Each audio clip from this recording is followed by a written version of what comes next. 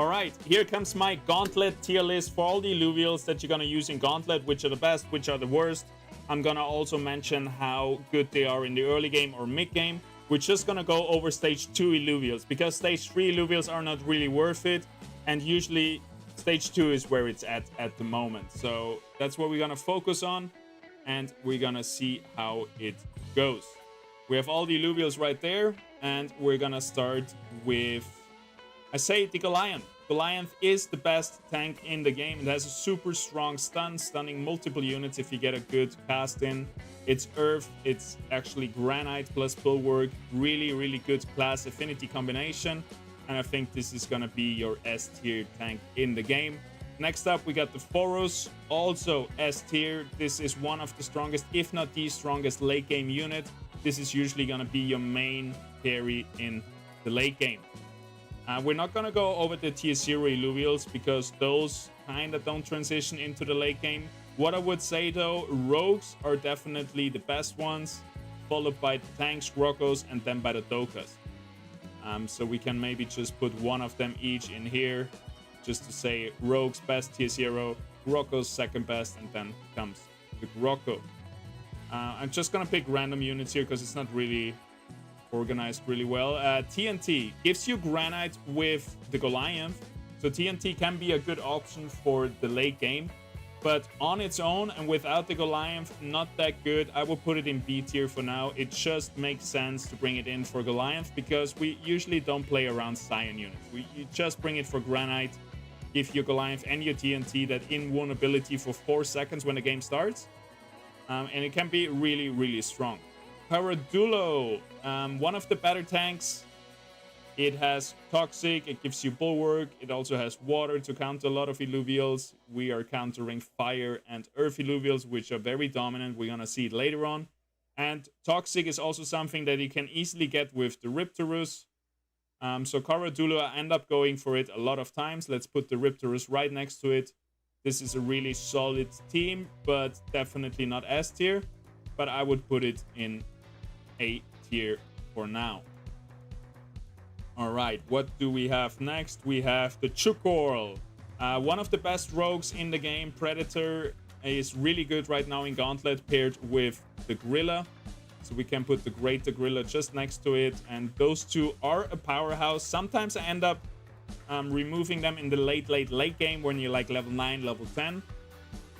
But until then, definitely one of the best rogues, one of the best units in the game. So I would put it high tier, maybe low S tier.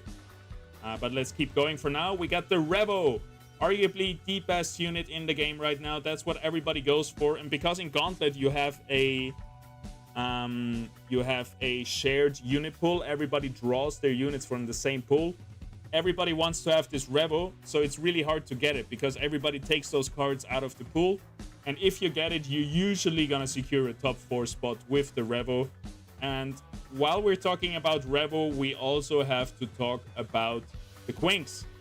Quinks, same thing. Those two units are just carrying every single game. Sometimes I don't use them in the late game, but I think you can always use them in the late game as well. They're just solid. They are dust, so they blind the enemy units. And what blind means, you're missing all your attacks. And since the meta right now is very much rogues plus fighters, that's our main damage dealers right now in Gauntlet, blind is really good against them. So hopefully in the future they get changed because it's all about finding those Quinks and Revos right now. It brings you through the early, through the mid game, brings you into the late game where you can play those big units afterwards. Next up, we got the Tiro. This goes hand in hand with our other Revenant unit, which is the Verminio right here.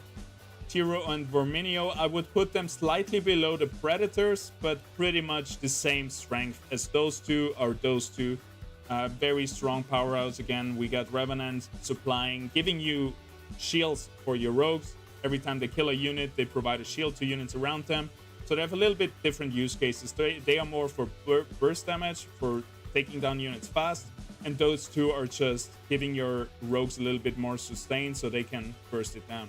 Those 4 in combination, for example, super strong. If you have those 4 plus those 4 and then fill it up with maybe some tanks and stuff, GG's. Like a very good team combination is, for example, those 6 right here. Plus maybe a Goliath, a Seer, and maybe a Dorius plus Gacia to get 3 Empath with the Quinks.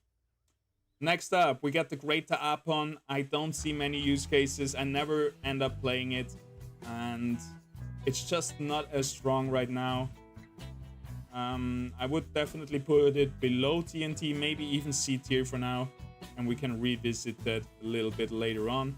We get the Greater Monk here, a little bit better than the Monkey, than the Apon, but also doesn't find so many use cases because it is Berserker. And to have Berserker, you would have to have right plans, which usually doesn't happen. And it's just not worth, really, in most cases, to go for stage 3 units. We see it a little bit more since the latest changes. I've seen a lot of people that, for example, go for those tier 1 units and try to stage them up. They're trying to get Ray Lee is very strong. Archelion can be very strong with Twine, giving you Verdant. But usually you don't really go for stage 3 units because the cost of getting them, like to get a Phosphorus, that's 9 foes. 9 times 5 gold, that is 45 gold, which is a huge investment, and it doesn't push you that much over a forest. So yeah, usually I end up not going for stage 3. That being said, oftentimes I ended up getting, for example, a Gazier, which won me the game, and it can be really strong if you get them, but you need a lot of economy for them, basically. Alrighty, what do we have next? We have the Lynxes. Here we're gonna use the stage 1 Lynx, which I think I would put in S tier, because this is extremely good for the early and mid game. It's gonna give you, it's doing true damage, and it's usually your best damage dealer for the first like 5-6 levels. And if you itemize it good, it can really carry you into the late game. In the late game, it falls off when we're not using it anymore. Then we have all the stage 2 Lynxes. I'm just gonna put one of them in, and I'm gonna put them, well, we can put all of them in. The Stoic Lynx, I would say A tier. Virtuous Lynx, Lynx F tier, same with the Arcane Lynx, never sees any play. Nimble Lynx, kind of like the Stoic Lynx right there, and then we got the Relentless Lynx, the Fighter, in B tier. I think stage 3, you usually don't go for it. Next up, we got the Krunk. Can be really good with a Blaze Knight activating Wildfire, also with the Jukundi. It also has Bulwark, and once it casts, it blinds the units again, so this is a decent tank.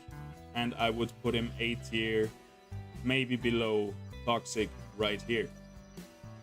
Next up, we got the Artes. Pretty bad. It gives you Inferno, but for Inferno you would need a Rampfire. And same with the Rampfire, it gives you Phantom, but for Phantom you would need the Monarch. So to activate Inferno and Phantom, you need both of the stage 3s, which usually doesn't happen. So I never really end up playing Artes in the end. And we're gonna maybe put it above the Apon. Now we come to the Arcos. It's a decent empath. It heals good. It has a decent sustain. It's pretty tanky, and I would put it somewhere around the TNT in priority. Next up, Stabin. Looks good. Isn't that good, sadly. Usually I play sometimes a Slappin for the early game, but Stabin I never really go for it. I would put it in C tier, somewhere around those units. Slappin, for example, would probably be in B tier, somewhere around here. But let's do just the stage 2s for now. We got the Twine, decent tank. Weaker than Krunk, it doesn't have a blind.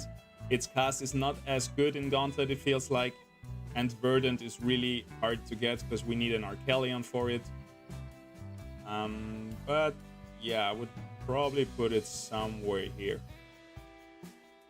Next up, we got a Lolura, one of the strongest tanks in the game. It has a lot of damage, it has a lot of CC, crowd control, it charms everybody around it, and most importantly, it buffs the Phosphorus because both of them have Bloom. So usually in the late game, pretty much every board plays a Forest plus a Lolura. So we're gonna put him in S tier. Then we got the Fur Knight, which has seen a little bit more playtime these days because it gives you Templar, and with this Templar comes the Rayleigh. Let me find it. We're not sorted here. There it is. Rayleigh, actually. Rayleigh, Fur Knight, both very easy to get. Gives you Templar. And this is something for a late game composition where you play around Forus, those two, maybe 3 Empaths, 3 Bulwarks, and you drop all those rogues for those guys. So I would even put them up here into A tier. Probably maybe around here. And then we can level up the Fur Knight, activate Wildfire with the Blaze Knight, which is also really good. We got the Singe, one of my favorite tanks in the game. It's not as good as a Goliath, but it's definitely, I would say, maybe behind the Lulura and before the Lynx. We have the Chokehold, really good in combination with a Forus plus either a Rayleigh or a Riptorus. So you either play the Poison line, the Toxic line, or the Templar line with a Chokehold plus a Forus gives you 3 fighters. Really strong fighter as well. And nice because, yeah, we have a few air units in here, but the rest of them are not air, except for those 3, Verminio, Quinks, and Revo. So I like to have a Chokehold in here, usually in many games. Gaze here. No, not Gaze here. Let's take the Flood. But Flood, the best Empath with Adorado. So those two are gonna go in S tier. That's not the Adorado. Where did it go? Adorado. Oh, it went into F tier. Adorado and Flood, the best healers in the game. Usually we see them in the end game compositions. Flood is the AoE heal. Adorado is the single target heal. So if you feel like you're getting all of your units getting a little bit damage, then play the Flood. If you feel like, oh, just one unit is getting a lot of damage, then play the Adorado. So Adorado counters burst damage, Flood counters AoE damage, area of effect damage. Next up, we got the Matu. Can be really nice, if you play it good, if you position it good. It can throw one of the rogues away. It does a decent amount of damage. I would probably put it somewhere around here. It's something like TNT. It can be good in certain situations, but not really there yet, not really in the meta. Also, it is Tempest, which is just not happening because we would need a Cuculus for that, Kukuruff for that. So yeah, usually it doesn't see much playtime. Then we got the Furiox. Personally, I've never played it really because it is Arcanite. Arcanite, we would need the Phosphorus for it. If it was Magma, it would be super strong, just bringing in with the Seer. But since it is Fire plus Scion plus Arcanite, it doesn't really help us with the affinities and classes. And I would put it low B tier, maybe somewhere like there. Next up, we got the Ramp Fight. Ramp Fight, really strong. I think some people overrate it a little bit. It's not as strong as, for example, a Lulura would be or a Revo would be. Revo is just like a better version right now of a Ramp Fight because it can stay alive longer. It usually does around the same damage. But Ramp Fight, if you, for example, get a Phantom trait, if you get your Omegas can crit augment and stuff like this, it can be very strong. And it's a decent rogue overall. It also gives us 3 fire usually, which with maybe the Singe plus a Tiru or the Singe plus a Chokehold and stuff like that. So Ramp Fight probably comes in either before or after Toxic. Probably I will put it around here. All right, what is left? Octios, and with it also Squiz. They have the same affinity and classes. I never really end up playing them. You can get shocked on, for example, a Rayleigh if you get to stage 3 or a Tiru to get to stage 3, but it's gonna be hard. Even if you get there, it's not gonna be that good. I would probably put it in C tier behind Stabin or even behind here. Because again, it's a big investment. This guy here costs 15 gold. And compared with other units, it's just not really worth it. All the invokers are not really worth it. We got the Sinalf here, which is our only invoker on stage 2. The others all become invokers on stage 3. Again, doesn't see much use case because we're not really playing around invoker. It's not really the meta right now. And now it almost seems like we have gone through all of them. Let me check one more time, and then we can talk a little bit more about stage 1 and stage 2 Illuvials, where I think there is discrepancy. We got the Rake, one of the better rogues, I think. It doesn't really has the power level of those four, I think, but it would be similar to Ramfight. Decent damage, decent value you get out of him, but not S tier quite yet. So maybe it really depends, right? Rake is another water unit. We don't have a lot of water units up here in the S and A tier, right? So it's sometimes nice with those two toxic. Those are only our only ones with also the flood. So yeah, many times I have multiple of those units on the bench and swap them out depending on my enemy's affinities. Do we have anyone else that we missed? There is nothing left, I think. I think we used them all, just the tier 0s. Oh, we got the Axon as well. Really decent tank. And we can get free water with Rake, Axon, plus Karadulo, or those two toxic with Axon. Especially in the mid game, I like him a lot. Again, if you want to counter enemy affinities, also very strong.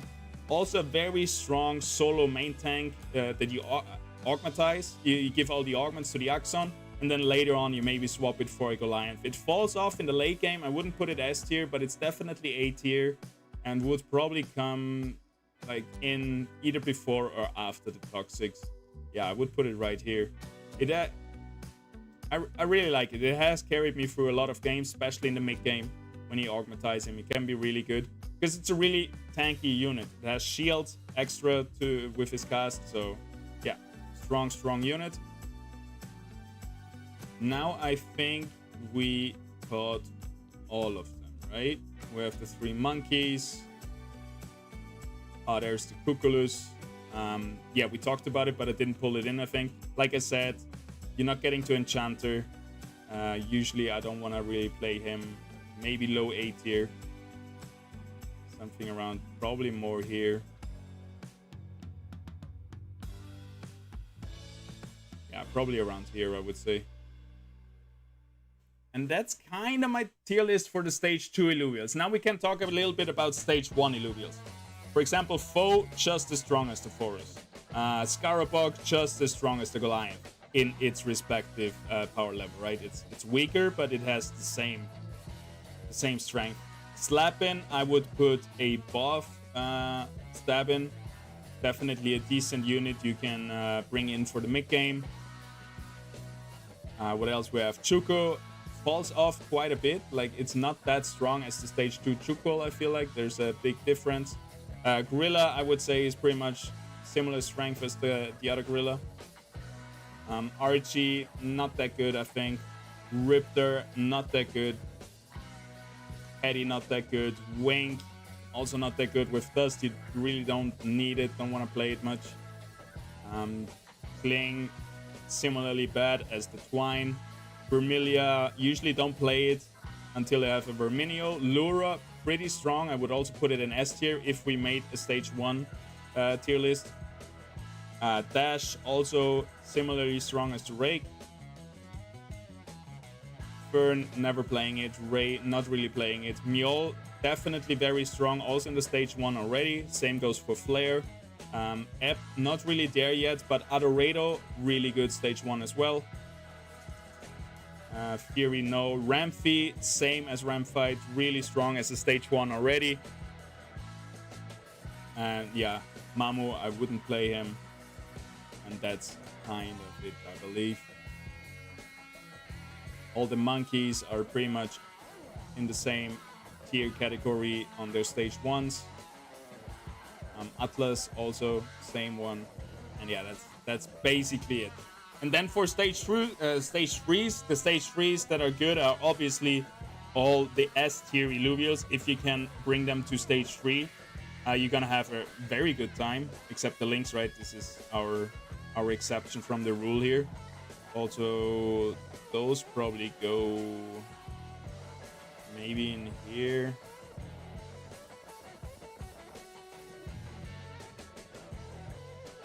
Maybe something like that. So yeah, all the S tier units super good on stage 3. A tier units, most of them also really good on stage 3. I mean, the Lynx, I don't know what this guy does here, but we're definitely gonna remove him.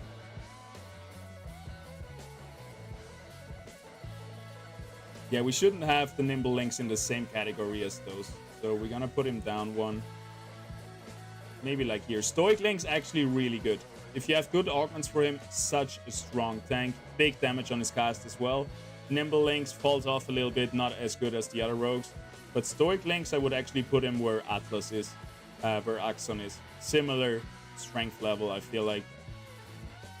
And yeah, that's kind of it. So for stage 3s, all of them are really good to get to stage 3 if you can. And then in B tier, the Archelion, because you can easily get a Twine and activate Verdant. Scoriox obviously would be super good. You have Magma with the Singe and also Arcanite if you get Phosphorus. And those I wouldn't even bother really to get stage 3, except maybe the Artase to get it to a Monarch with a Rampfire if you can get that far. And that's kind of it. What do you have on your Ranger? So this is for Gauntlet. In Gauntlet, we don't have Ranger weapons and suits yet, but they have been announced to come soon. So then you can buy suits and weapons in the shop just like you do Illuvials. You accidentally put Atipo on A. Yeah, we removed him. Hi, YouTube. Yes. I think that's it. If there's any more questions, let me know. And yeah, feel free to support my content creation. If you don't have one yet, you can put in my referral code right here. PAZ in the Illuvium account settings. Thank you very much. And I see you in the next one. Peace out. Like that. All right, I made some talking mistakes. Sometimes I'm falling over my own words, but I think I went through everything and I gave my explanation to everything. And that's also good for me, right? I'm probably gonna take a screenshot and put that somewhere, because when I play Gauntlet, it's nice to just like remember what Illuvials I should focus on. The next thing would be like final team composition. Because like I said, there is one where you play like those 5 right here, those 6 units right here. Then you have 2 more slots, right? So you can either bring in a 3rd Empath, a 3rd Bulwark, maybe a 2nd Rogue, stuff like this. Or, for example, the Templars. There's a bunch of different combinations that we have seen in the tournament as well.